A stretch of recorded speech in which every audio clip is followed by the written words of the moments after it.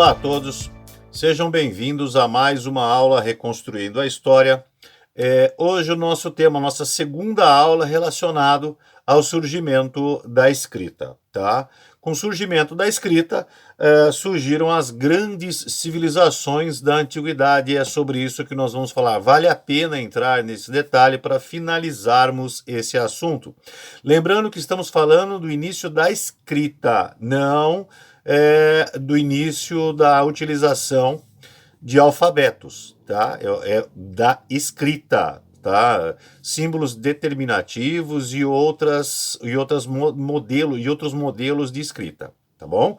Vamos para o nosso primeiro slide. O Antigo Egito. A escrita do Antigo Egito era chamada hieroglífica, vem do grego hieróglifo, que significa sinal sagrado, e era primitivamente pictográfica, isto é, cada símbolo representava um objeto. Essa escrita era constituída de mais de 600 caracteres. O desenvolvimento da escrita veio seguido pela produção de uma rica produção literária capaz de abranger desde os temas cotidianos, indo até a explicação de mitos, rituais sagrados. Entre os livros de natureza religiosa e moral, destacamos o Livro dos Mortos e o Texto das Pirâmides, respectivamente. Voltando aqui para mim, pois bem, lembrando, obviamente, uma civilização antiga, tá, como o Egito, está entre as civilizações com sistemas de escrita mais antigos das civilizações humanas, e o primeiro desenvolvimento desse sistema foram os hieróglifos, tá? Conhecido pelos gregos como hieróglifos. Esses textos eles têm imagens de objetos de seres humanos, de figuras do cotidiano, de figuras híbridas, tá? E eles representam uma simbologia determinativa, tá? Então o símbolo ele tem uma especificação determinativa. Poucos símbolos e hieróglifos representam sons, tá? De palavras, tá? Por exemplo, o S, o A. Pouquíssimos representam palavras e eles vão ter essa função já depois de um grande período do seu desenvolvimento, principalmente para poder identificar nomes de faraós, de generais militares, de sacerdotes, de pessoas da nobreza, como os grandes escribas, tá bom? Dentre essa produção, né, literária da escrita egípcia e hieróglifa, nós temos dois grandes contextos literários, um deles o Livro dos Mortos, ok? E o outro, o Texto das Pirâmides, tá? Vamos falar um pouquinho sobre o Livro dos Mortos. Vamos para o próximo slide. Livro dos Mortos, cujo nome original em egípcio antigo era Livro de Sair para a Luz ou Livro para Sair à Luz do Sol. É a designação dada a uma coletânea de feitiços, fórmulas mágicas, orações, hinos e litânias do Antigo Egito, escritos em rolo de papiro e colocados nos túmulos junto às múmias. O objetivo destes textos era ajudar o morto em sua viagem para o outro mundo, afastando eventuais perigos que este poderia encontrar na viagem para o além.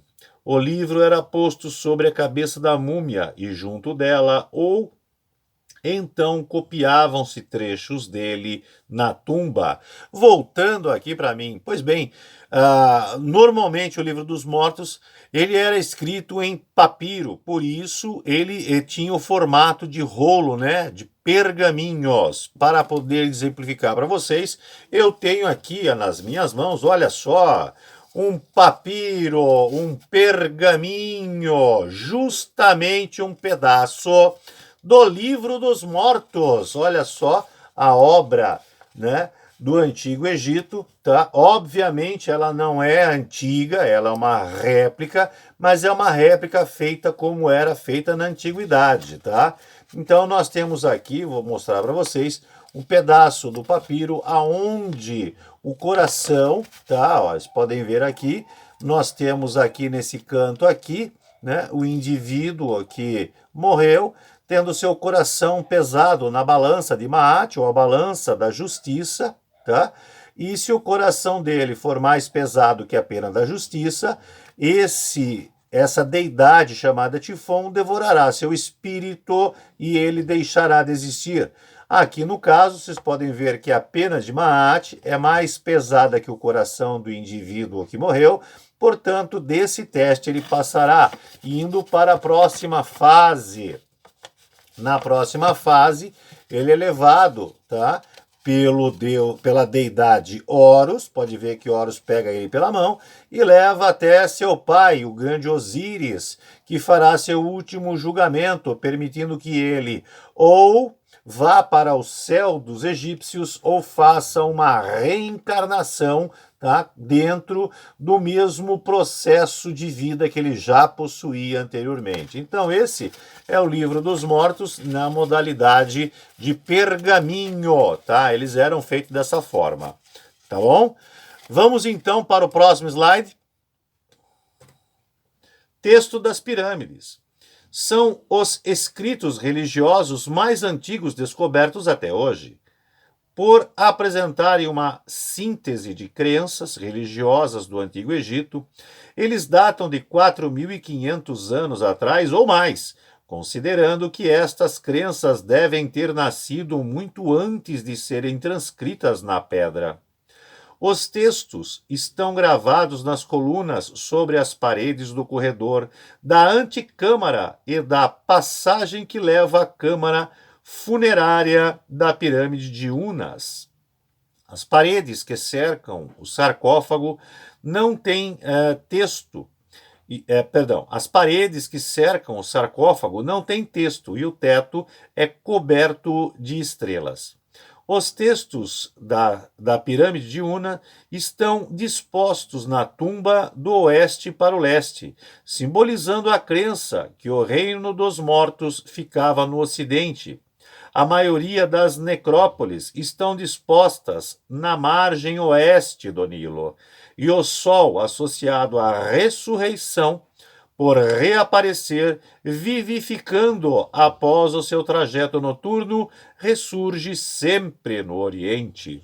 Voltando aqui para mim, vocês puderam perceber no slide anterior, né, a câmara da tumba da pirâmide de Unas, as paredes têm a gravação nesta posição, tá? Sempre do oeste para leste. Tá? Essa gravação, obviamente, eu não tenho um pedaço para mostrar para vocês aqui, mas eu tenho uma réplica de uma gravação em relevo. Então, nós podemos ver aqui, ó, todo esse relevo, tá? Os hieróglifos eram gravados dessa forma, tá vendo? Aqui nós temos os cartuchos que, com símbolos determinativos hieróglifos, descrevem o que o faraó, né, Tutankhamon está fazendo, né, ao lado de sua esposa e irmã, Akhenamun. Tá? Aqui nesse processo pode ver que ele está caçando, né, provendo alimento para a sua família. E aqui nesses cartuchos, que são os hieróglifos determinativos, está contando essa história para que fique gravado para a posterioridade. Então é dessa forma que os textos das pirâmides eles vão trazer a informação a respeito desse contexto, desse indivíduo, né, que está na necrópole, né, que está ali no sarcófago, o que aconteceu com ele antes da vida dele, o que aconteceu com ele durante a vida dele de líder, né, de determinado segmento que ele participava, podia ser um faraó, um militar, um sacerdote, e o processo que ele vai ter que enfrentar no pós-vida, ou seja, depois que ele morreu, se transformou no espírito e ele vai continuar caminhando. Então a escrita, né, hieroglífica, esculpida nas paredes da pirâmide de Unas, relata essa informação através de hieróglifos, tá? Símbolos determinativos, tá bom? Vamos para o próximo slide. Suméria, Mesopotâmia. Cuneiforme. Os documentos mais antigos conhecidos até hoje foram encontrados em um templo da cidade de Uruk, com data aproximada de 3.200 anos antes de Cristo. São tablets de argila com escrita cuneiforme, apresentando sinais pictográficos. O nome da escrita cuneiforme vem do latim cuneus, ou canto, pois ela é o resultado da incisão de um estilete impressa na argila mole, com 3 dimensões: altura, largura e profundidade. A escrita cuneiforme foi utilizada para gravar em paredes de rochedos, corpos de estátuas e grandes monumentos, sendo sempre as inscrições um destaque do texto escrito no tablet de argila. Lê-se um texto em escrita cuneiforme da esquerda para a direita e de cima para baixo, como em português. Voltando aqui para mim, por que no final a gente ainda fala a respeito dessa situação, do modelo de leitura? No caso dos hieróglifos, você não tem uma posição de onde você começa definida como padrão. Você pode começar da esquerda para a direita, da direita para a esquerda, de cima para baixo, de baixo para cima, depende de um determinado símbolo determinativo na posição que ele se encontra. No caso já da escrita cuneiforme, ela já está num processo, vamos dizer assim, um pouco mais evoluído, padronizado, né? Ou seja, fica mais fácil de você entender o que ela quer dizer, tá? Então ela começa a escrita da esquerda para a direita ou então de cima para baixo, do mesmo jeito que nós utilizamos na nossa escrita alfabética, tá bom? Vamos lá, vamos para o nosso próximo slide. Cuneiforme. O primeiro estágio de desenvolvimento dessa escrita é chamado estágio das fichas ou calculi, que eram símbolos numéricos cuja forma variava segundo o objeto a que correspondia. Fabricados com argila, podiam reproduzir objetos concretos ou ter a representação convencional. Os documentos mais antigos desse estágio datam do 7º milênio antes de Cristo. Voltando um momento aqui para mim, tá? Nesse caso aí da primeira fase, o primeiro estágio da escrita cuneiforme, vocês podem ver que na imagem tem alguns objetos pequenininhos, né? Com formas diferentes, com furinhos. Essa forma simbológica ela proporcionava uma identificação de cálculo, né? Por exemplo, eu plantava milho e um vizinho meu, ele criava cabras, tá? Então, nós fazíamos um contrato. Esse objeto dizia o seguinte, ó, do lado de cá, esses 2 furinhos significa 2 sacas de milho de 60 quilos. E do lado de cá, esses outros 2 furinhos, em um formato diferente, né, de vez de ser redondinho, quadradinho, ele significava, por exemplo, que dando essas 2 sacas de milho, eu receberia, né, 2 filhotes de cabra em troca das 2 sacas. Isso é um exemplo, tá? Não digo que isso estava acontecendo, mas é um exemplo de como que funcionava esse primeiro estágio da escrita pictográfica cuneiforme, dos mesopotâmicos, dos sumérios, ok? Vamos para o segundo estágio, vamos voltar para o slide. Como vocês podem ver, o segundo estágio de desenvolvimento dessa escrita é caracterizado pela utilização de esferas confeccionadas em argila mole, apresentando impressões de fichas, marcas de numerais e a posição do selo de quem as teria emitido. Em geral, essas esferas tinham um tamanho aproximado de uma bola de tênis, sendo que as mais antigas datam do 4º milênio antes de Cristo. Pois bem, para deixar mais claro ainda, olha só o processo de desenvolvimento desse estágio. Então, antes a gente desenvolveu objetos pequenos que simbolizavam, né, um tipo de negócio. Agora, nesses objetos um pouco maiores, além de simbolizar esse negócio, nós imprimimos um selo, garantindo que aquele contrato pertencia a uma determinada pessoa, uma determinada família, um determinado líder de família. Tá? Então, era realmente para identificar, ó, isso aqui fui eu que fiz. Tá? Não tem sombra de dúvida, é como se fosse uma digital colocada no objeto. Tá bom? Vamos então para o próximo estágio da escrita cuneiforme. Olha lá. No terceiro estágio de desenvolvimento dessa escrita surgiram os primeiros tablets de argila, como se a esfera de argila tivesse sido aplainada. Os tablets mais antigos datam do quarto milênio antes de Cristo. Passaram-se a imprimir selos cilíndricos nesses tablets como garantia de sua autenticidade. A partir da segunda metade do quarto milênio antes de Cristo, esses selos, como o seu nome indica, possuíam a forma cilíndrica e eram confeccionados em pedra, cerâmica, vidro, argila cozida, madeira, marfim ou metal. Eram esculpidos com os motivos que representavam uma importante fonte de informação sobre a iconografia da mitologia e da vida cotidiana dos mesopotâmicos. Por favor, prestem atenção na imagem. Vocês podem ver que é um tablet, uma tábua de argila que foi gravada com símbolos cuneiformes. E na parte inferior, nós temos aí imagens que representam pessoas e objetos. Voltando aqui para mim, nessa parte de baixo, ela não é que ela foi esculpida. Então eu fiz um cilindro, tá?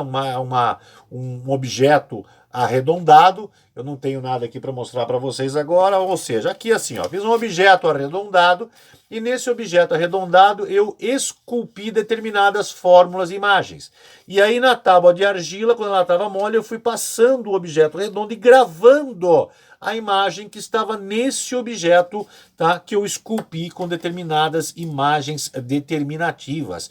Isso garantia que aquele documento produzido em argila, numa tábua de barro, né, era verdadeiro, tinha sido produzido por mim, né, pelo líder de uma família, de um clã, um governante, que tinha estipulado as determinações que estavam gravadas naquele tablet de argila.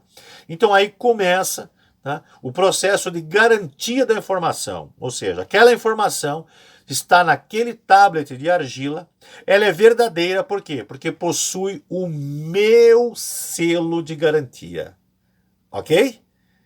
Pois bem, vamos para o nosso próximo slide. Olha lá, terminamos a nossa aula de hoje. Um grande prazer estar junto com vocês e espero que vocês tenham gostado das explicações referentes a essa aula. Um grande abraço a todos e até o nosso próximo encontro na plataforma Reconstruindo a História.